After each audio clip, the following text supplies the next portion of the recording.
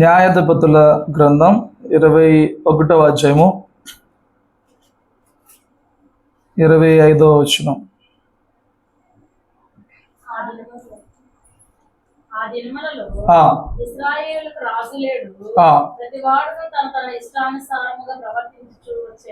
ప్రతివాడు తన ఇష్టానుసారంగా ప్రవర్తిస్తూ వస్తున్నాడంట. ఆమేన్. దేవుడు మనతో మాట్లాడను గాక. ప్రతివాడు ఎలాగున్నాడంట ఆ రోజుల్లో. సో ఈ టాపిక్ పట్టుకో, వీలైతే 2-3 ప్రసంగాలు ఏమైనా చేస్తానేమో. మానవుడు తన ఇష్టం, మానవుడు తన ఇష్టం, వాడి తెచ్చే కష్టం ఏంటో చూద్దాం. మీరు జాగ్రత్తగా గమనిస్తే దేవుడు మనిషికి స్వేచ్ఛనిచ్చాడు, కానీ నాకు లోబడే జీవించమన్నాడు. అదే నీకు ఆశీర్వాదం చెప్పాడు. మనము స్వేచ్ఛ లేని వారము కాదు, స్వాతంత్ర్యం లేని వారం కాదు, నిర్ణయం తీసుకోలేని వారం కాదు. బట్ ఆయనకు లోబడటం మనకు ఆశీర్వాదం. న్యాయాధిపతుల 25లో నడిపించే ఒక రాజు లేడు. భౌతికమైన రాజు వారికి లేడు, కానీ వారి రాజు ఎల్లప్పుడూ కూడా దేవుడే. సమూయేలు బిడ్డలు తప్పు చేశారని ప్రజలు వచ్చి మాకు ఒక రాజును నియమించమన్నప్పుడు, మీ రాజుగా దేవుడు ఉన్నాడుగా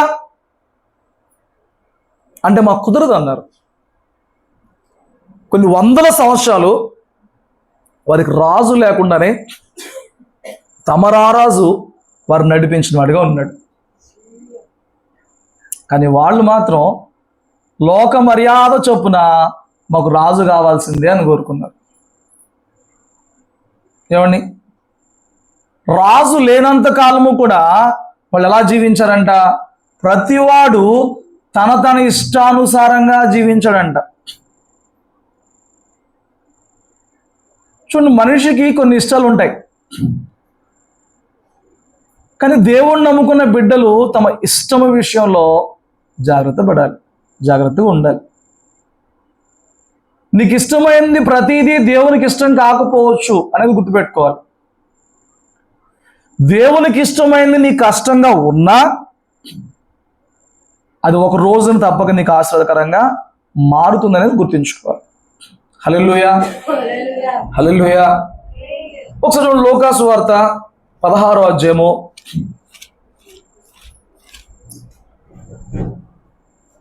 25వ వచనం.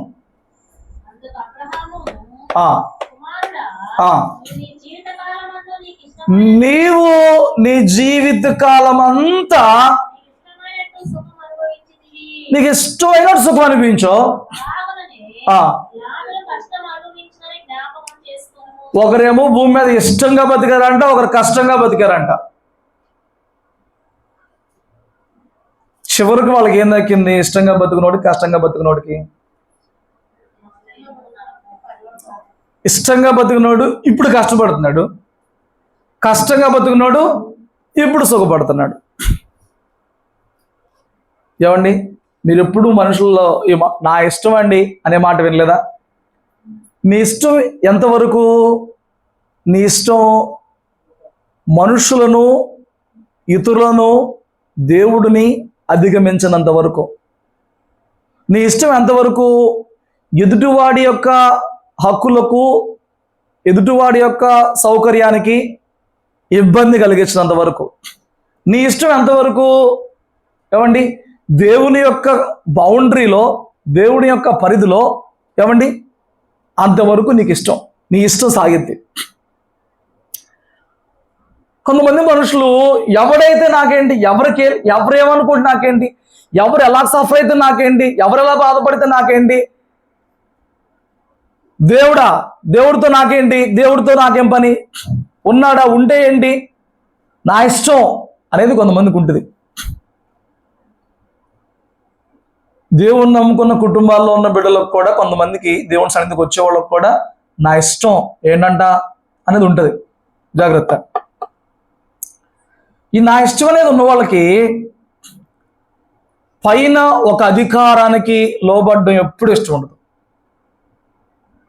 నా ఇష్టం అనే వాళ్ళకి ఏంటంటే భర్త కానీ, అత్త కానీ, సేవకుడు కానీ, ఓనర్ కానీ ఎవడైనా వాళ్ళకి హృదయపూర్వకంగా లోబడ్డం. వాళ్ళు లోబడ్డం అంటే అని మా భర్తలతో ఉండలేదా, మా అత్తలతో ఉండలేదా ఇవన్నీ చెప్పకండి. హృదయపూర్వకంగా లోబడ్డం ఇష్టము అనే వాళ్ళకి, నా ఇష్టం అనేవాడికి ఇది కష్టంగా మారింది. ఏమని? లోబడడం. ఆఖరికి వాళ్ళు దేవునికి కూడా లోబడలేరు. ఒకళ్ళకి లోబడుతున్నప్పుడు మన ఇష్టం అక్కడ సాగదు. ఎప్పుడైనా కానీ ఒకరికి లోబడుతున్నామనంటే ఎవరికి లోబడుతున్నామో వాళ్ళ నిర్ణయమే, వాళ్ళ ఉద్దేశమే. వాళ్ళకు లోబడుతున్నామంటే వాళ్ళకి అధికారం ఉంది. వాళ్ళకు లోబడుతున్నామంటే వాళ్ళు మనల్ని నడిపిస్తున్నారు. వాళ్ళకు గమ్యానికి చాచదనుకుంటున్నారు. వాళ్ళ ఉద్దేశం చొప్పున నడిపిస్తారు. కాబట్టి వాళ్ళ అధికారం మనకి నచ్చదు. మన ఇష్టం జరగట్లేదు కాబట్టి అల్లాడిపోతూ ఉంటాం. నీకు అర్థమైందా? వెనకటి రోజుల్లో లాగా పెళ్ళైన తర్వాత పిల్లలు పెద్దయ్యే వరకు ఉమ్మడి కుటుంబాలు ఎందుకు కనపట్టలేదు? ఎవరికి ఎవరికి ఎవరికి కోడల్లో ఎవరికి లోబడడానికి ఇష్టం లేదు. వారి అత్తలకి, వారి మామలకి లోబడడం ఇష్టం ఉండదు. మరి ఏం చేద్దాం?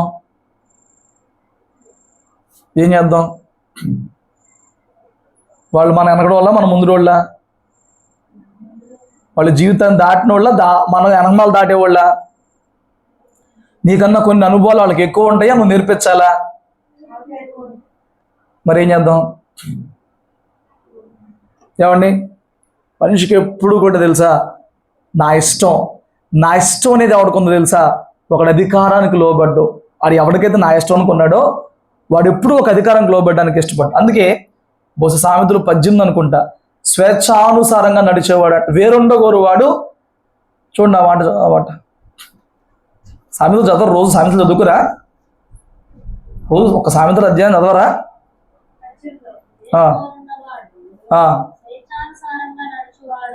వేరొండగోరు వాడు అట్టివాడు ఏమంట? అలాంటి వాడికి జ్ఞానం ఉండదు. వేరైపోవాలి అనుకున్నవాడికి ఎప్పుడు కూడా. ఏమండి, మీరు అసలు బైబిల్ చదువుతారా, సామెతలు చదువుతారు? రోజు మనం చేయాల్సిన చెప్పు, రోజు ఒక అధ్యాయం సామెతలు ఆ రోజు చదవాలి. వాళ్ళు 1వ తారీఖు 1వ సామెతలు చదవాలి. నీకు ఈ లోకపు జీవనంలో బోల్డ్ అంత జ్ఞానం ఇచ్చేది అదే. ఏది? ఏ వచనం మిస్ అవ్వకుండా ఇక్కడ కంఠతం అయిపోవాలి, బ్రెయిన్లో ఇక్కడ అయిపోవాలి, మైండ్లో. స్తోత్రం చెప్పు. వేరు ఉండగోరు వాడు స్వేచ్ఛ. మా అత్తగారితో నాకు అవట్లేదు, కలిసి ఉంటే నాకు అవట్లేదు, ఉమ్మడిగా ఉంటే నాకు అవట్లేదు. ఏమండి? ఎందుకంటే స్వేచ్ఛగా లేదు. ప్రతిదానికి లెక్క చెప్పాలి, ప్రతిదానికి పర్మిషన్ తీసుకోవాలి, ప్రతిదానికి స్వేచ్ఛ. ఈ ధనవంతుడికి ధనం ఉంది, ధనం లేకపోతే వాడి దగ్గర చేతులు కట్టుకోవాలి. కానీ ధనం ఉన్నోడికి ఏంటండి? ధనం ఉన్నోడు ఏ అధికారానికి, దేవుని కోళ్ళబడటానికి ఇష్టపడరు. అదేగా చెప్పుకున్నాం ఆదివారం. ధనవంతుడు దేవుని రాజ్యానికి పాత్రుడు. ధనాన్ని చూసుకునేవాడు, ధనాన్ని ప్రేమించేవాడు, ధనం మీద మనసు పెట్టేవాడు దేవునికి పాత్రుడు కాలేడు, దేవుని రాజ్యంలో చేరలేడు. ఎందుకంటే వాడి ధనము వాడిని దేవునికి అప్పటికి లోబడినవదు. ధనవంతుడైన అవనస్తుడు వచ్చాడు, వాడు ధనాన్ని ప్రేమించాడా, దేవుని ప్రేమించాడా? ఇప్పుడు ఆ ధనాన్ని వదిలేస్తే ఏమైంది? ఈయనతో పాటు కష్టాలు పడాలి, ఏసీతో పాటు. ధనం ఉంటే ఏమైంది? లగ్జరీ లైఫ్, నచ్చినట్టు జీవించవచ్చు. ఏమండి? సో ఈ ధనవంతుడు ఉన్నాడే, వాడికి ధనం ఉంది కాబట్టి దేవునికి లోబడలేదు, మనుషులు ప్రేమించలేదు, మనుషులు విలువ ఇవ్వలేదు, దేవుడి నీతి లేదు, మనుషుల పట్ల ప్రేమ లేదు, వాడికి ఏమీ లేదు. ఇష్టం వచ్చినట్టు బతికాడంట. కోరింది కొనుక్కున్నాడు, కోరింది కట్టాడు, కోరింది తిన్నాడు, కోరిన చోటుకి వెళ్ళాడు, కోరిన వస్తువు ఇంట్లో తెచ్చి పెట్టుకున్నాడు. నచ్చింది, ఇష్టం ఇష్టం ఇష్టం. అప్డేటెడ్గా ఉన్నాడు అనమాట అన్ని ఫ్యాషన్స్లో. చూసే వాళ్ళందరికీ కూడా లైఫ్ అంటే ఇదే అన్నట్లుగా బతికాడు, అప్డేటెడ్గా ఉన్నాడు. కొంతమందికి మార్కెట్లో ఏది కొత్తగా అవుతుంది అది కొనేయాలి. కొత్తగా ఎవరన్నా వచ్చి ఎవరన్నా అది కొనుక్కుంటుంటే ఇప్పుడు ఏమంటారు, ఆళ్ళలో ఉంది, మా ఇంట్లోనే లేదు. లేకపోతే మీ ఇంట్లో లేకపోతే అన్నవారు కదా, పొయ్యి మీద అన్నం ఉడకదా? వాళ్ళకుందే. నీకు అవసరం ఎంత, నీ యొక్క అవసరం ఎంత, నీకు కావాల్సింది ఎంత, దానివల్ల నీకు వచ్చే లాభం ఏంటి, ఎన్ని ఎందుకు ఆ డబ్బులు ఉన్నాయి, ఇష్టం కొనేయాలి. చూడండి, వీడు ఇష్టం వచ్చినట్టు బ్రతకడానికి వీడి ధనం కారణమైంది. నీకు ధనం లేదనుకుంటున్నావేమో, ఒకవేళ ధనం ఇస్తే ఏమైపోతావో జాగ్రత్త. ఇలా ఉండగాబట్టి అన్న దేవుడి వైపు చూస్తున్నావేమో, ఇలా ఉండగాబట్టి అన్న దేవునికి భయపడి లోబడతా మనసు కలిగి ఉన్నావేమో. నీకు దేవుడు నిండా ఆశీర్వదించాడా, నిన్ను ఆపలేవేమో. ఏమండి, నీ విధానం, నీ స్టైలు, నీ అంతా మారిపోద్దేమో, ఏమో నేను చెప్పలేను గ్యారెంటీగా. బట్ దేవుడు నీకు ఉన్న పళంగా ఇవ్వట్లేదంటే ఇలా ఉంటేనే లోబడే భాగ్యం ఉందేమో నీకు. స్తోత్రం చెప్పు, హల్లెలూయా. వాడి ఇష్టం వాడిని ఏం చేసిందండి? కష్టాలు భూమి మీద కాదు, నిత్య నరకాగ్నిలో శిక్ష పడుతున్నాడు. దేవుని అధికారానికి లోబడక, సేవకునికి లోబడక, భర్తకు లోబడక, ఏమండి పైన ఉన్న తల్లిదండ్రులకు అర్థం లోబడక, ఎవరికి లోబడక, ఇష్టం అని చెప్పున్నాను అనడానికి నీవు పుట్టుకతోనే నిర్ణయాలు తీసుకునే సామర్థ్యం కలిగిన వ్యక్తిగా బతికావా? పుట్టుకతోనే గైప్ వాటర్ పట్టమని నువ్వే చెప్పావా? సెరిలాక్స్ పట్టమని నువ్వే చెప్పావా? ముందే వాష్రూమ్కి వెళ్తున్నా క్లీన్ చేయమని చెప్పావా? అప్పుడు ఏమైంది? నీకు మాట లేదు, నీకు జ్ఞానం లేదు, నీకు వివేచన లేదు. నువ్వు ఒకరి అండర్లో పెరిగి తినటం ఏ చేస్తానో, ఏమండి పని చేసుకోవడం ఏ చేస్తానో సర్వం ఒకరి ఆధ్వర్యంలో నేర్చుకున్నావు. ఈ రోజున కొమ్ములు వచ్చినాయి. కొమ్ములు కొందరికి వస్తాయి. తల్లిదండ్రులు పట్టు నీకేం తెలియదు సోద్దానివి అంటారు కొంతమంది తల్లిదండ్రులు పట్టుకుని. వీళ్ళు చదివారుగా, ఇప్పుడు కొంచెం చదువు, వాళ్ళ మొక్కలు ఇంగ్లీష్ వస్తుందిగా. నువ్వు చదవలేని ఫోన్లో నువ్వు చదవలేని బోర్డులో చదివేస్తున్నారు కదా. ఇప్పుడు ఏమంటారు తల్లిదండ్రులను పట్టుకుని? నీకేం తెలీదు, నువ్వు పెద్ద సోద్దాని బాగా. ఆ సోదోళ్లే కదా నీకు నేర్పించింది బతకడం, ఆ సోదోళ్లే కదా నీకు బట్టలు కట్టి పెద్ద చేసింది, ఆ సోదోళ్లే కదా. స్తోత్రం చెప్పు, హల్లెలూయా. మా ఇంట్లో మా అమ్మ నాన్న అడగకుండా వాళ్ళకి ఏ మాట చెప్పడానికి, వాళ్ళకి ఏ సలహా ఇస్తానికి నేను అసలు ఇష్టపడినా. మంచి చేయని చెడు చేయని చేసుకొని వాళ్ళకి ఇచ్చే గౌరవం ఏంటంటే వాళ్ళు మనల్ని కదపందే మనం వాళ్ళ మీద అజమాయిషీ చేయడానికి ఎప్పుడు కూడా ముందుకెళ్ళకూడదు. హల్లెలూయా. వాళ్ళకి ఇచ్చే రెస్పెక్ట్ అదే కదండి. ప్రతి మనుషులో బలహీనతలు ఉంటాయి, మా తల్లిదండ్రులో బలహీనతలు ఉంటాయి. స్టిల్ ఆ సందర్భం వచ్చి వాళ్ళు అడిగితే తప్ప నోదేశం నేను చెప్పడానికి ఇష్టపడి. కొంతమంది తల్లిదండ్రుల మీద అజమాయిషీ చేస్తూ ఉంటారు. ఏంటనంటే నీకేమీ తెలీదు, ఏదో ప్రేమ చూపిస్తున్నాం అన్నట్లుగా వాళ్ళ మీద, వాళ్ళకి ఏదో విలువ ఇచ్చేస్తున్నాం మేము అన్నట్లుగా ఓవర్ యాక్షన్ చేస్తూ ఉంటారు. తప్పది, తప్పు. వాళ్ళకి ఆ జ్ఞానము తెలుసుకోవాలి, నేర్చుకోవాలి. తల్లిదండ్రులు నేర్పించే విషయమైన నేర్పించే విధానముకి మారాలి. అజమాయిషీ చేసి నువ్వు సోద్దానివి, నువ్వు పెంచుదాన్ని, నీకేం తెలియదు, నేను ఎరగేసేస్తున్నాను చూడు, నన్ను చూడు, నా వైభవం చూడు అనకూడదు. మనము ఎంత ఎదిగినప్పటికీ కూడా వాళ్ళకి ఇచ్చే రెస్పెక్ట్ వాళ్ళకి మనం ఇవ్వాలి.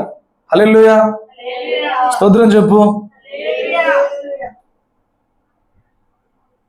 కొంతమంది వాళ్ళు ఎలా భావిస్తారంటే నాకంతా తెలుసు కదా, ఇప్పుడు నేను నచ్చినట్లు ఎందుకు చేయకూడదు, నీకేం తెలియదు.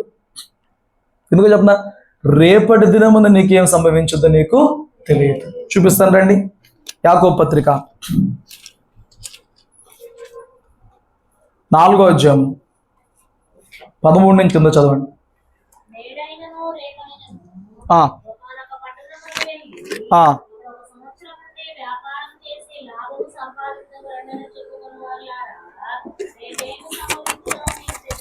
రేపేం జరిగిద్దో నీకు తెలుసా? తెలియదు.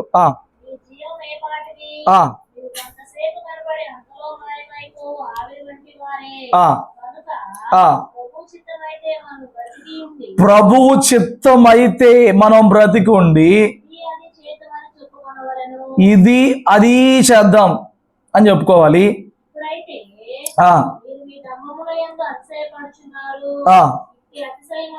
చెడ్డది, అతిశయం అంతా కూడా చెడ్డది. హల్లెలూయా. ఏమనుకుంటున్నారంట? వచ్చే నెల కానీ పై నెల కానీ తర్వాత కానీ పలానా పట్టణానికి వెళ్దామా, పలానా ఊరు వెళ్దామా, అక్కడ జాబ్ ఉంది, అక్కడ వ్యాపారం పెడదాం, అక్కడ ఇంకో పని చేద్దాం, అక్కడైతే లాభం వచ్చిద్ది అనుకుంటారు కదా. అవునా కదా? ప్రభు చెప్తున్నాడు, నువ్వేది చేయాలన్నా మొదట దేవుని చిత్తమైతే అనే మాట చెప్పాలి. దేవుని అధికారానికి లోబడే బిడ్డ ఏం చెప్పాలి? దేవుని చిత్తమైతే అది చేద్దాం, ఇది చేద్దాం. దేవుని చిత్తమైతే, ఎందుకంటే ఆయన చిత్తాన్ని దాటి మనం ఏం చేయలేము అనే జ్ఞానం నీకు కలగాలి. వాళ్ళు ఏమనుకున్నారు? మనం ఎక్కడికి చెదిరిపోకుండా గోపురం కడదాం రండి. ఎక్కడుంది ఈ విషయం? ఇక ఎక్కడుంది? ఇన్నాళ్ళు దేవుని సంఘానికి వస్తున్నప్పుడు అక్కడ చెప్పేది అక్కడెక్కడ ఉందో అని.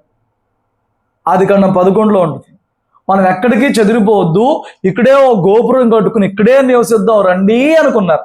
బట్ అది దేవుని చిత్తానికి వ్యతిరేకం. వాళ్ళ ఇష్టం ఏంటి? వాళ్ళకేం నచ్చింది? వాళ్ళేం కోరుకుంటున్నారు? ఆకాశాన్ని అంత గోపురం కడదాం. మనకి ఇటుకలు ఉన్నాయి, మట్టికీలు ఉంది, వాళ్ళకున్న సౌలభ్యాన్ని చూసుకుని, సౌకర్యాన్ని చూసుకుని వాళ్ళందరూ ఆకాశం అంత గోపురం కట్టేద్దాం అనుకున్నారు. వాళ్ళ నిర్ణయమేనా? వాళ్ళ అధికారమేనా? వాళ్ళ ఇష్టమేనా? దేవుడిది ఏం లేదా? వాళ్ళకి మాత్రం లేదు. దేవుడు అధికారం ఉంది కదండి. వాళ్ళకి దేవుడి అధికారంతో పని లేదు, వాళ్ళకి దేవుని చిత్తంతో పని లేదు, వాళ్ళకి దేవుని ఇష్టంతో పని లేదు. ఈరోజు చాలా మంది అంతే అనుకుంటే అయిపోవాలి. వాళ్ళకి అసలు ఈ దేవుని చిత్తం కనిపెడతాం వచ్చా? నేను చెప్తాను నేనండి. దేవుని చిత్తం అంటే నేను చెప్తాను. నాకు ఒక అమ్మాయిని చూస్తే నచ్చింది అనుకుందాం మన సంఘాల్లో. ఇప్పుడు దేవుని చిత్తం కనిపెడతాం ఎలాగ చెప్పనా? దీని ఉపవాసం ఉండి, ప్రభువా ఆ అమ్మాయి విషయం మాట్లాడయ్యా, ఆ అమ్మాయి విషయం మాట్లాడయ్యా, ఆ అమ్మాయి విషయం మాట్లాడయ్యా అని అంటాను. నేను కూర్చునేటప్పుడు ఎలా కూర్చున్నాను చెప్పనా? ప్రార్థనలో ఆ అమ్మాయి దేవుడు ఓకే చెయ్యాలి, చేస్తాడు అని కూర్చున్నా. నాకేం జవాబు వచ్చింది చెప్పనా? నేను కూర్చున్న ఉద్దేశం ఏంటి? దేవా నాతో మాట్లాడు, నువ్వు ఎవరిని చూపిస్తే ఆ అమ్మాయిని చేసుకుంటానని కాదు, నువ్వు చెప్పింది చేతందని కాదు నా ఉద్దేశం. నాకు ఆ అమ్మాయి కావాలి, ఆ అమ్మాయి విషయంలో నీ చెప్తామని చెప్పని కూర్చున్నప్పుడు ఆ అమ్మాయినే మనసులో పెట్టుకుంటే కల్లో పడుకున్నప్పుడు, తూలినప్పుడు ఆ అమ్మాయే వచ్చిద్ది. తెలుసా? నువ్వు ఊరు వెళ్ళాలనుకున్నావు, నువ్వు జాబ్ చేయాలనుకున్నావు, నువ్వు వ్యాపారం, నువ్వు అప్పు, నువ్వు లోను ఏదో చేద్దాం అనుకున్నావు కదా. నువ్వు అనుకున్నది బలంగా అనుకున్నావు, కోరుకున్నావు, ఏదో అని చెప్పాలి కదా అని వచ్చావు. మాగా సోపేయాలి కదా దేవుడి దగ్గర అడిగే చేస్తున్నామని వచ్చావు. నువ్వు మైండ్లో ఆల్రెడీ ఏం పెట్టు కూర్చున్నావు? ఫలానా వ్యక్తిని పెట్టు కూర్చున్నావు, ఫలానా వ్యాపారాన్ని ఫిక్స్ అయిపోయి ఉన్నావు, ఫలానా జాబ్ అని ఫిక్స్ అయిపోయి ఉన్నావు, ఇక మకం ఫలానా ఊరికి మాత్రం ఫిక్స్ అయిపోయావు. నువ్వు ఫిక్స్. మనలో చాలా మంది చేసే చెప్పనా, నువ్వు ఏమి అడగకుండా కామ్గా పడుకున్నప్పుడు దేవుడు చెబితే చెప్పినట్టు. హల్లెలూయా. నువ్వే ఆల్రెడీ 90% మ్యాటర్ ఫిక్స్ చేసేసేసేసి 90% కన్ఫర్మ్ చేసేసుకుని మొత్తం హృదయంలో 90% నువ్వే మొత్తం ఆల్రెడీ మొత్తం ఏమండి జాబ్కి అప్లై చేసేసి ఇంటర్వ్యూ అటెండ్ అయిపోయి వాళ్ళు ఆల్రెడీ పిలిచేసేసేసి అప్పుడు ఒక్కరోజు రాత్రి వచ్చేసేసి నేను ప్రార్థన చేసేస్తాను దేవుడు చెప్పేయాలి. ఆల్రెడీ నీ మైండ్లో ఏమైపోయింది? నువ్వు అప్లికేషన్ పెట్టావంటే, ఇంటర్వ్యూకి వెళ్ళావంటే, సెలెక్ట్ అయ్యావంటే, కాల్ లెటర్ చేతికి వచ్చేసిందంటే నువ్వు ఆల్రెడీ 90% అందులో కన్ఫర్మ్ అయిపోయి ఉన్నావు. ఇప్పుడేంటి? ఇక రాత్రి కళ్ళలో నీకేం కనపడుతుందంటే ఒక టై కట్టుకున్నట్టు, ఏమండి ఒక డ్రెస్ వేసుకున్నట్టు కనపడుద్ది. నువ్వు ఆల్రెడీ ఆ వైకుల్లో ఉన్నావు, నువ్వు ఆల్రెడీ లోకంలో ఉన్నావు. భ్రమపడుతున్నారు చాలా మంది దేవుడే మాట్లాడాడు అనుకుని చాలా విషయాల్లో. దేవుడు మాట్లాడినప్పుడు స్పష్టంగా ఆత్మకి దేహానికి అర్థమైతే అది పట్టుకోండి. నువ్వు ఏది బాధపడ్డావో, ఏది ఏడ్చావో అది నీ మనసులో బలమైన బాధగా, బలమైన ఆశగా, కోరికగా ఏర్పడిపోయి ఉంది కాబట్టి నీకు అది కనిపించింది, ఖచ్చితంగా అనిపించింది నీ కల్లో. అది దాన్ని ఆధారం చేసుకుని ముందుకు వెళ్ళావా దిమ్కి కొడతావు. జాగ్రత్త.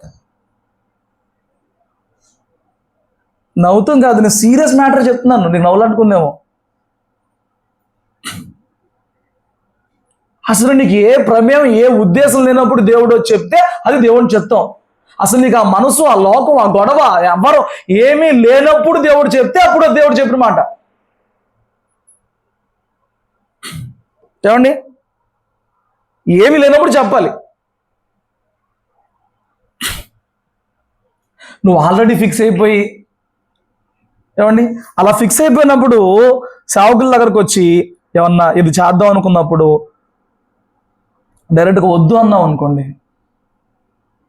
నువ్వు ఏదన్నా పని చేద్దాం అనుకున్నావు, వద్దు అన్నావు అనుకోండి, హృదయంలో సేవకుడిని ప్రేమించి ఆనందపడతావా? నన్ను ప్రేమించి నా సేవకుడు నా జాగ్రత్త ఎంత కోరుకున్నాడని, లేదా మా అమ్మల్ని ఎందుకు ఒప్పుకుంటాడు, మిగతా వాళ్ళ విషయాలు ఒప్పుకుంటాడని చెప్పని హృదయంలో రివర్స్ అయిపోతా ఉంటావా? చెప్పండి. రోజు నాకు ఆవిడ వచ్చిన దగ్గరికి, అయ్యా నేను పలానా ఊరు వెళ్ళాలనుకుంటున్నాను. ఆ ఊరు వెళ్ళడం మంచిది కాదు. ఆవిడ, నువ్వు ప్రార్థన చేసుకోమా దేవుడు నీతో మాట్లాడతాడంట. ఆవిడ ఆల్రెడీ ఏం ఫిక్స్ అయిపోయింది. నాకు చెప్పినప్పుడు దేవుడు ఏం చెప్తున్నాడు? నేను చెప్తే ఆ పిల్ల నిద్దా. నేనేం చెప్పానంటే నువ్వు ప్రార్థన చేసుకో. ప్రార్థన చేసుకున్నప్పుడు ఆశ్చర్యంగా ఏమండి దేవుడు అంట వద్దని మాట్లాడాడంట. అదే మాట నేను చెప్పుంటే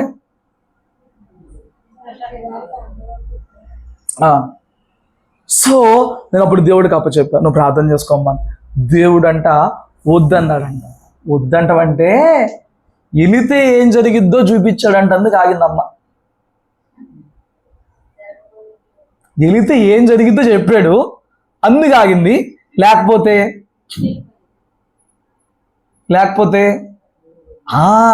చాలా మందికి ఆ నష్టం ఏంటో కీడేంటో బయలుపరిచి మంచి హెచ్డి ప్రింట్ చేసి చూపిస్తే తప్ప ఆగరు. ఆ నష్టం ఏంటో, ఏమండి నువ్వు నష్టపోయేది ఏంటో, కోల్పోయేది ముందే హెచ్డి ప్రింట్ చేసి చూపించాలి. ఒకవేళ కేవలం అయిన ప్రయాణం ఆగిపోయినట్టు కనుక కనపడి తర్వాత నష్టం ఏంటో ఆ బిడ్డ కనపడకపోతే ఏం చేసేది? మీరు చెప్పండి. నా ప్రయాణంలో ఆటంకం వస్తుందంట, అయ్యా ప్రార్థన చేసుకోమన్నాడు దేవుడు. అదే చెప్పారు. నీకు అర్థమైంది నా బాధ? ఇప్పుడు ప్రయాణం అయ్యింది, ట్రైన్ మిస్ అయిందని కనిపించింది అనుకో. ట్రైన్ మిస్ అయిందంటే ఆ జర్నీ క్యాన్సిల్ అనే కదా అర్థం, వద్దనే కదా అర్థం. అట్లా తీసుకునిద్ది ఆ వ్యక్తి ఏం చెప్పింది? నా ప్రయాణంలో ఆటంకం వస్తుందంట, పాస్టర్ గారు మిమ్మల్ని ప్రార్థన చేయమన్నాడు దేవుడు. చావండి మీరు. అట్టకుంటే మాకు తగిలేం. ఎందుకంటే ఇప్పుడు అక్కడ నష్టం కనిపించలేదు అనుకోండి, నువ్వు వెళితే ఏం జరుగుతుందో నష్టం క్లియర్గా ఆ బిడ్డకి చెప్పలేదు అనుకోండి దేవుడు, ఆ బిడ్డ ఏమనుకునేది? నాకు ఆటంకాలు వస్తాయి అని చెప్తున్నాడు దేవుడు, కాబట్టి ఆటంకాలు తొలగేలాగా ప్రార్థన చేయండి తప్ప ఈ ప్రయాణం క్యాన్సిల్ నేను సిద్ధపడుతున్నా దేవుడు దాన్ని క్యాన్సిల్ అలా చెప్తారా? తమ ఇష్టాన్ని కోల్పోవడానికి ఎవరు ఇష్టపడలేదు. నువ్వు ఇష్టపడగలవా? నీ ఇష్టాన్ని కోల్పోవడానికి నువ్వు ఇష్టపడగలవా? స్తోత్రం చెప్పండి. హల్లెలూయా. అందుకే ఇక్కడ అంటాడు, రేపు ఏం జరిగిద్దో నీకు తెలియదు, దేవుని చిత్తం అయితేనే అనే మాటను పట్టుకోవాలి. దేవుని చిత్తం అదే నేను మళ్ళీ దేవుని చిత్తం అంటే ఏంటనే నేను చెప్తున్నా. దేవుని చిత్తం అంటే నువ్వు కథబుక్కనే దేవుడు మాట్లాడాలి. ప్రభువా నేను ఒక ఇల్లు కట్టాలనుకుంటున్నాను, ఎక్కడ? ప్రభువా నేను ఒక జాబ్కి వెళ్దాం అనుకుంటున్నాను, ఏం జాబు? ప్రభువా నేను పని ఏం పని? నీకు దేవుడు చెప్పు. నువ్వు ఫిక్స్ అయిపోయి నువ్వు అను అంటే దేవుడు సార్ నువ్వు అంటాడు. జాగ్రత్త పట్టుకోవాలి. దేవుని చిత్తం అంటే దేవుడే నీకు తనకు ఇష్టాన్ని చెప్పాలి. అది నీకు కొంచెం కష్టంగా అనిపించినా నువ్వు లోబడి ముందుకు వెళ్ళిపోవాలి. హల్లెలూయా, హల్లెలూయా. అర్థమవుతుందా? రేపు అడిగితే చెప్పాలి. దేవుని చిత్తం అనేది ఎప్పుడు కూడా నువ్వు ఎక్స్పెక్ట్ చేసినట్లు ఎప్పుడూ ఉండదు. బైబిల్ గ్రంథంలో చూడండి, ఎవరు కోరినట్లు ఎవరికి దేవుడు జవాబిచ్చాడు? ఎప్పుడన్నా అక్కడన్నా? అబ్రహాం అన్నాడు, ఇష్మాయిల్ అట్టగా పుట్టాడు కదా ప్రభువా, ఈ ఆశీర్వదించవచ్చు కానంటే ఇస్సాకు వలన అయిందే నీకు సంతానం. ఒప్పుకున్నాడా? ఒప్పుకోలా. స్తోత్రం చెప్పు. హల్లెలూయా. దేవుని చిత్తం కనిపెట్టండి, దేవుని చిత్తం పట్టుకోండి, దేవుని మనసును పట్టుకోండి. ఎందుకంటే మన జీవితం ఇందులో కనబడి అంతలో మాయమైపోతుంది. దేవుని చిత్తం లేకుండా ముందుకెళ్ళి కొన్ని సరి చేయబడ్డానికి అవదు, కొన్ని కోలుకోవడానికి అవదు, కొన్ని తీసుకోవడానికి అవదు. ప్రభు చిత్తం అయితే మనం బ్రతికి ఉండాలి, ఇది చేద్దామని చెప్పుకోవాలి. మనం ఎప్పుడు ఆ మాట చెప్పాలి. దేవుని చిత్తం అయితే చూద్దామండి మాట చెప్పాలి. తర్వాత దేవుని చిత్తాన్ని కనిపెట్టే ముందుకు వెళ్ళాలి. అలా వెళ్ళినోడు ఎప్పుడు కూడా నష్టపోడు. హల్లెలూయా. ఆదికాండం 18వ అధ్యాయము 15వ వచనం చదవండి. నేను వాటికి త్వరగానే ముగిస్తాను, రేపు మాట్లాడతాను.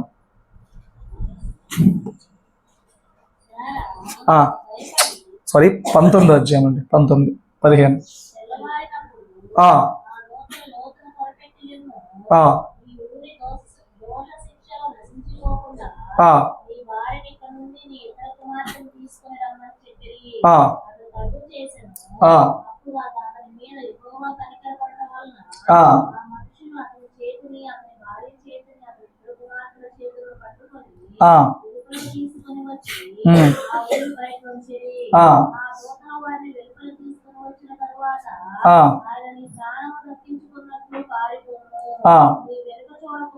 నువ్వు వెనుకకు చూడకూడదు.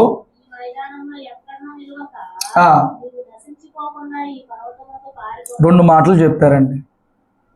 తెలిసింది ఎవరి గురించి? ఇవన్నీ లోతు గురించి. ఎవరు ప్రార్థన చేస్తారు? ఆయన కోసం ప్రార్థన చేస్తారు. ఏం జరుగుతుంది? ఆ పట్టణంలో ఏం జరుగుతుంది? తెల్లారితే అగ్నిగంధకాలు వచ్చి పట్టణం నాశనం అయిపోతుంది. ఓకే, ఇప్పుడు అబ్రహాం ప్రార్థన చేస్తున్నాడు కాబట్టి వీళ్ళు ఏం చేయాలని వచ్చారు? బట్ లోతు అవైలబుల్గా ఉన్నాడా? అందుబాటులో ఉన్నాడా? తడువు చేశాడు కదా, వదిలేశారా? కనికరం ఉంది కాబట్టి చేతులు పట్టుకుని బలాంతాన్ని లాక్కొచ్చారు. ఇప్పుడు రెండు మాటలు చెప్పారు. ఎవరు దోష శిక్షలో నశించిపోకూడదంటే వెనుకకు తిరిగి చూడొద్దు. పాయింట్ 1. ఆ పర్వతానికి వెళ్ళు. పాయింట్ 2. ఏం చేయాలంటే ఇప్పుడు లోతు చూడేమంటాడు?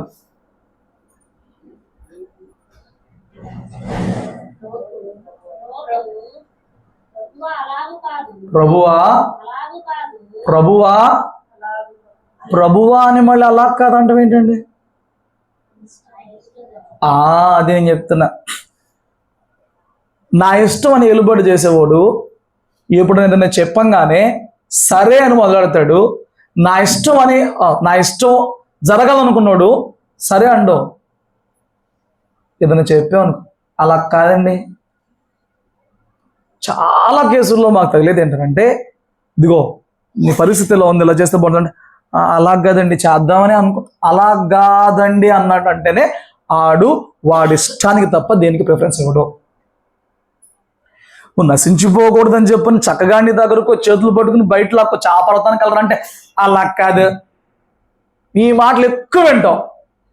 అమ్మా ఉపవాసం ఉంటే బాగుంటుంది దేవుడు, అలా కాదండి మరి పనికి వెళ్తున్నాను కుదరదండి.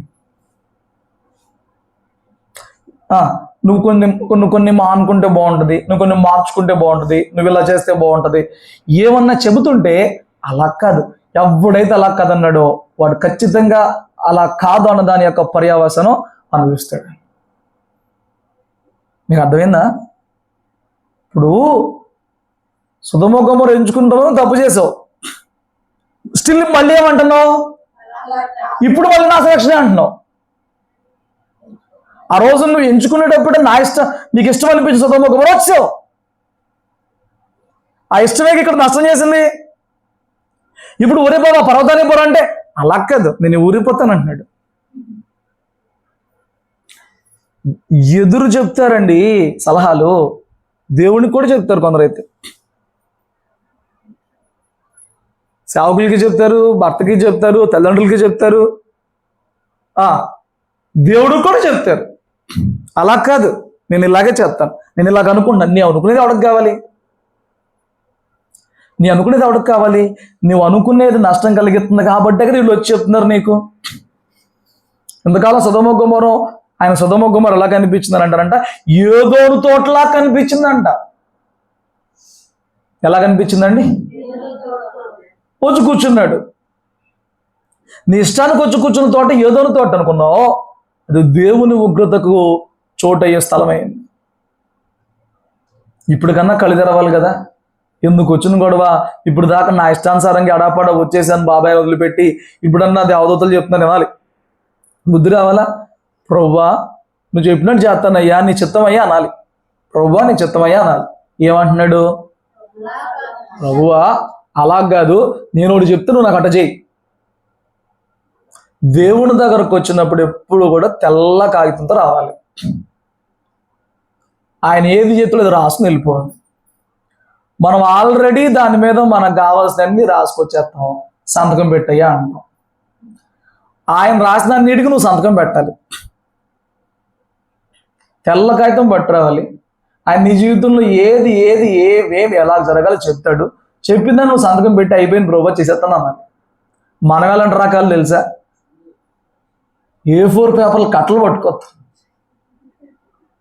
చిన్న బుక్లు అయితే అవగా మొత్తం రాసేస్తాం, తెచ్చి పెట్టమంటాం, సంతకం పెట్టమంటాం.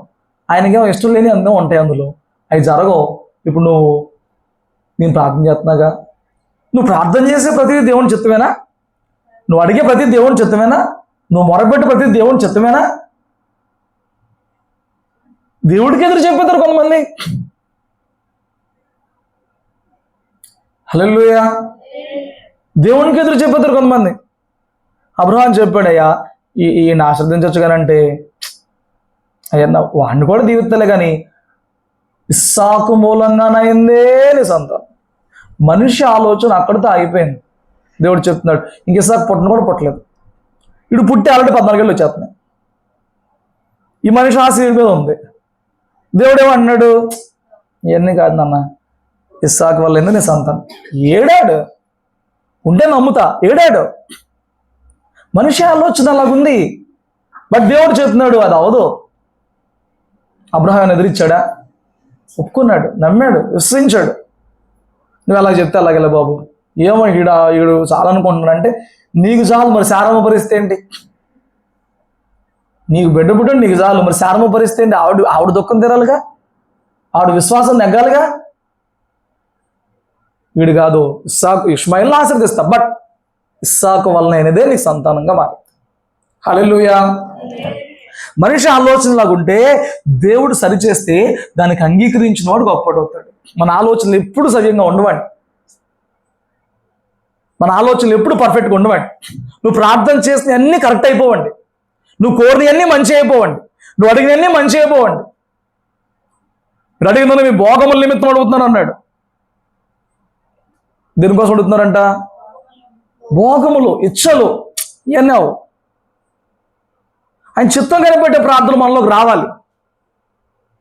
ఆయన చిత్తానికి అప్పచెప్పుకునే ప్రార్థనలు మనకు రావాలి. ప్రభువుకే నేర్పించే ప్రార్థనలు కొన్ని ఉంటాయి. ప్రభు ఇలా చెప్తే బాగుంటుందయ్యా, అలా చెప్తే బాగుంటుందయ్యా, అలా చెప్తే బాగుంటుందయ్యా. ఎలా చెప్తే బాగుంటుందో నువ్వే చెప్పేస్తే ఇంకా ఆయన ఎందుకు? ఏమి చేసినా నీ చిత్తం ప్రభు అన్నవాడు కావాలి. లోతుగా అడిగక అలా గాదిలే బాబు అంత దూరం వెళ్ళలేని ఇక్కడ ఉంటానంటున్నాడు. ఎక్కడ ఉంటాడంట? సొయ్యారులో ఉంటాడంట. ఒకవేళ చెప్పినట్లుగా ఆ పర్వతానికి ఫస్టే ఇల్లుంటే మేబీ తన బిడ్డలు పాపం చేసేవాళ్ళు కాదేమో, మేబీ తన భార్య లోపడేదేమో, మేబీ తన భార్య వెనక్కి తిరిగి చూసేది కాదేమో. ఏమంటే 2 ఆజ్ఞలు చెప్పారు, ఒకదానికి భర్త లోపల, ఒకదానికి భార్య లోపల. 3వది పిల్లలు. ఎవరిని ఎకరంగా ఉన్నారు ఆ కుటుంబంలో? ఎందుకు తన లోతు అబ్రహాం అధికారం కింద ఉండటానికి ఇష్టపడలా, స్వేచ్ఛను కోరుకున్నాడు. అబ్రహాం అడుగుజాడల్లో ఉంటాకి ఇష్టపడలా, అబ్రహాం అధికారం కింద ఉంటాకి ఇష్టపడలా, స్వేచ్ఛను కోరుకున్నాడు. నేను ఎంత తోడుని అయ్యాను కదా, మా బాబైతే ఇంకా ఉండాల్సిన కర్మ నాకేంటి? ఇన్నాళ్ళు మీ బాబైతో నడిచావు కదా, బలిపీఠం కట్టి ప్రార్థన చేయడమో, దేవుణ్ణి కోరడమో, అడగడమో ఏదో ఒకటి చేయాలిగా. చెయ్యాలా వద్దండి? మాట్లాడండి. వాళ్ళ బాబాయ్ వచ్చి నీ దారిని చూసుకోరంటే, అలా కాదు బాబాయ్, నువ్వు ప్రార్థన చేయి, దేవుడు ఏం చెప్తే చేద్దాంలే కనీసం నోరు తెరిచే మాట అన్నాడా? నీకు దేవుడు చెప్తేనే కదా కానానికి వచ్చావు, నీలాగా ఉన్న పళ్ళంగా ఎట్లాగ వెళ్ళిపోను నేను, అలా వెళ్ళనులే బాబాయ్. ఇన్నాళ్ళ అనుభవం ఏమైనా నేర్చుకున్నాడా? మనం కూడా ఇన్నాళ్ళు దేవునితో నడిచినా మనం తొందరపడతాం తప్ప ఆగి ప్రార్థించి దేవుని మాట పట్టుకుని ముందుకెళ్ళడానికి ఇష్టపడం. ఆ రోజున సొదొమను ఎంచుకునేటప్పుడు, బాబాయ్ దేవుడు చెప్తే నువ్వు మన ఊరు అనే ప్రాంతం వదిలేసి ఇక్కడ దాకా తీసుకొచ్చావు కదా, కనాన్ దాకా తెచ్చావు కదా, మరి ఇప్పుడు నేను ఇట్లా అలాగే వెళ్ళిపోను, నేను నుంచి వేరే అవడం దేవుడిని చెప్తామైతే దేవుడు మాట్లాడమను, ప్రార్థన చేయమను, ప్రార్థన చేయి దేవుడిని చెప్తాడేమో అని ఏదన్నా అసలు అడిగాడు ఆ రోజున. సో ఈ కుటుంబంలో ఉన్న యజమాని ఎట్లాగైతే పైన అధికారానికి లోబడ్డానికి ఇష్టపడిన వాడుగా ఉన్నాడో, సొంత నిర్ణయానికి, ఇష్టానికి, స్వేచ్ఛకి అలవాటు పడినవాడుగా ఉన్నాడో, భార్య బిడ్డలు సొంత నిర్ణయానికి అలవాటు పడిపోయారు. బిడ్డలు చూడండి ఎలాంటి పాపిష్టి పని చేశారు. తండ్రి ఉన్నాడు, తండ్రిని అడగాలి, నాన్న ఈ లోకంలో ఇంకా మనకు పురుషులు ఉన్నారా? మనమే మిగిలామా? ఎవరన్నా ఉన్నారా? మన బతుకులకు ఎందుకు అయిపోయింది? తల్లలో ఎందుకు అయిపోయింది? ఏమన్నా ఇంట్లో పెద్దోడు తండ్రి అబ్రహాంతో నడుచు ఉన్నాడు కదా, నోరు తెలిసి ఒక మొక్క అడిగారా? ఉండాలి, కన్ఫర్మ్ చేసుకున్నారా? వాళ్ళు ఎందుకు తన తండ్రితో పాపం చేశారు? లోక మర్యాద చొప్పున మనతో పోవడానికి పురుషుడు లేడు అనుకుని భ్రమలో పడ్డారు. వాళ్ళు భ్రమలో ఎందుకు పడ్డారు? పైన ఒకడు ఉన్నా అడగడానికి ఇష్టం లేదు. ఇష్టం ఉందా? లోతుకి అబ్రహాంతో ఉంటే ఇష్టం లేదు.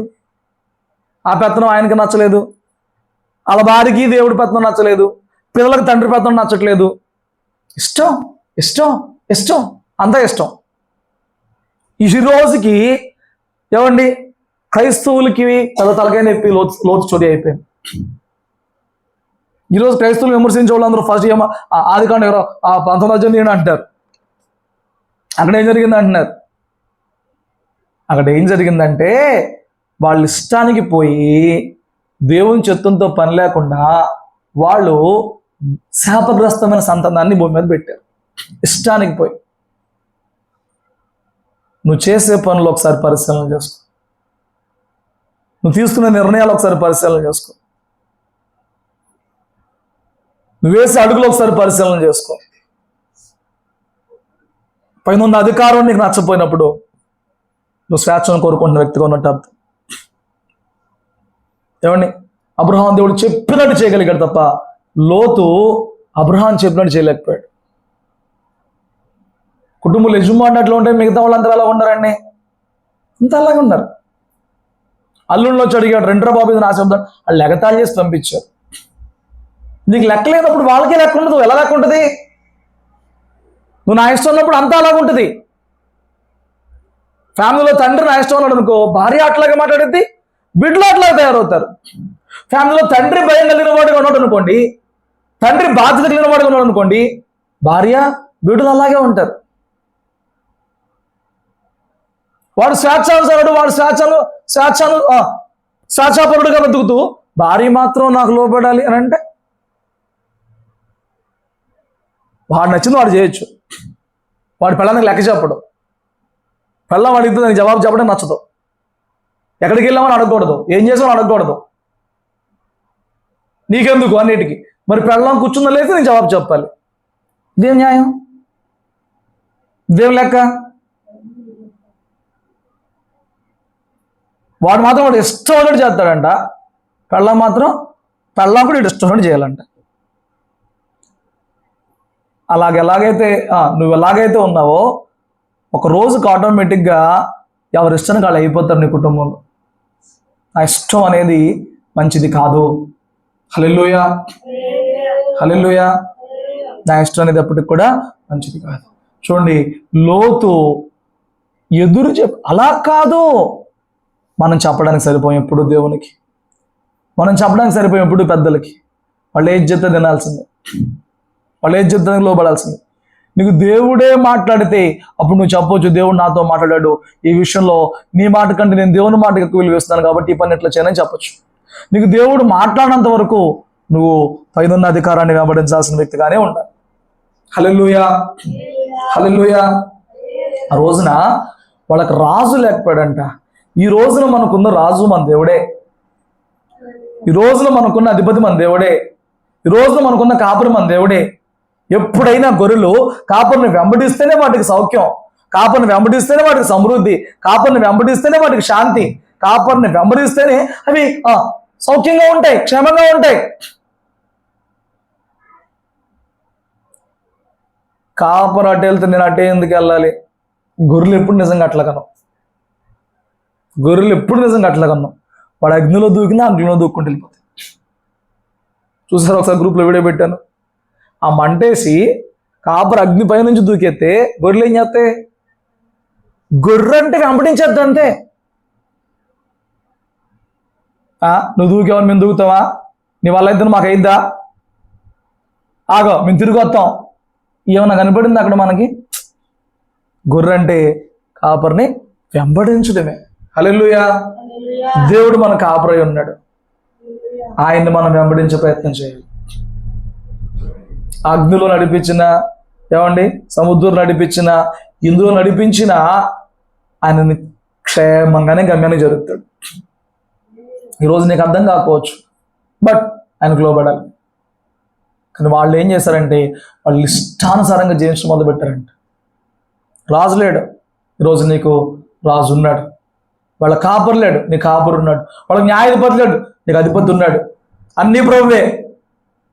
నీ కాపరైనా, నీ రాజైనా, నీ అధిపతి అయినా, ఏదైనా ప్రభువే. ఈ రాత్రి ఇద్దరే వ్యక్తుల మీద వదిలిపెట్టా. ఇద్దరేనా? ఒకరు ధనవంతుడు. వాడు ఏమన్నాడంట? భూమి మీద బతికినంతకాలం నా ఇష్టం అండి, నా ఇష్టం, నా ఇష్టం అని అనడానికి డబ్బు ఉంది, నా ఇష్టం, అధికారం ఉంది, నా ఇష్టం, నా ఇష్టం మంచిది కాదు. రెండో వ్యక్తి ఎవడు? నాకు అసలు విచిత్రమైన క్యారెక్టర్ అంటే లోతు. నాకు లోతు ఎక్కడ అసలు ఇక్కడే నచ్చలే. అలా కాదు అని చెప్పి నీ నిర్ణయం చెప్తున్నావు అంటే స్టిల్ ఇప్పటికీ నీ పంతో నెగ్గించుకోవాలని చూస్తున్నావు, ఇప్పటికీ నీ ప్రయత్నం నెగ్గించుకోవాలని చూస్తున్నావు. ఇప్పటికీ ఇప్పుడు ఏ ఆస్తిని ఆధారం చేసుకుని సదొమ గొమొర్రా వచ్చావు, అదంతా కాలిపోబోతుంటే కట్టుబట్టలతో నువ్వు బయటకు వస్తుంటే నేను ఇలాగ వచ్చేసాను, నా ఇష్టానికి ఇలాగ అయిపోయానని చెప్పని ఈ రోజుకి నీకు పశ్చాత్తాపం రాకుండా, ఈ రోజుకి నీకు మనసులో నొప్పి పుట్టకుండా, మనసులో గాయం అవ్వకుండా, ఈ రోజుకి ఎట్ట చెప్తే అట్ట ప్రభు అనుకుండా స్టిల్ తను చెప్పడానికి ఇష్టపడుతున్నాడు. ఎదురు ఇలాంటి బాగు చేయగలవా? ఇప్పుడుకన్నా బుద్ధి రావాలిగా.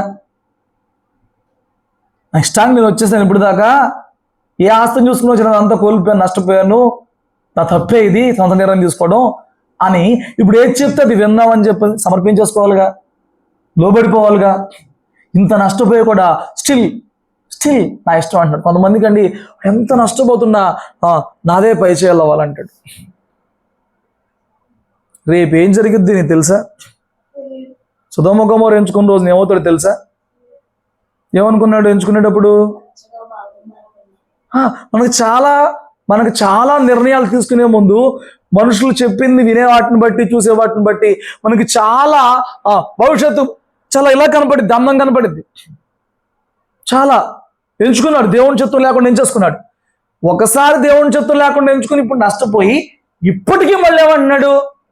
అది కాదు ఇది అంటున్నాడు. నువ్వు అలా అన్నమాక. ఇప్పటికి ఎన్నో దేవుని చిత్తం లేకుండా చేసి దెబ్బలు అయ్యో, అయినోళ్ళు చూసావు, బైబిల్లో చూసావు, సంఘంలో చూసావు, అనుభవాలు ఉన్నాయి. ఇప్పుడు ఇన్ని అనుభవాలు అయిన తర్వాత నువ్వేం చెప్పాలి? నీ శత్రు ఏది చెప్తే చేస్తాను ఆయన, కష్టం నష్టం అని చెప్పగలగాలి. మన దరిద్రం మనం చెప్పలేం. ఇప్పటికీ మనం ఆయనతో బలవంతంగా సంతకం పెట్టించే ప్రయత్నం చేస్తాం. నాకు ఇది కావాలి, నాకు ఇది కావాలి, నాకు ఇదే కావాలి, నాకు అదే కావాలి. బలవంతంగా సంతకం పెట్టి చేయకూడదు. హల్లెలూయా. అలా బలవంతం చేస్తే ఏం జరిగిద్దో నేను రేపు చెప్తాను. దేవుడి మాటలు దీవించును గాక. ప్రార్థన చేసుకుందాం.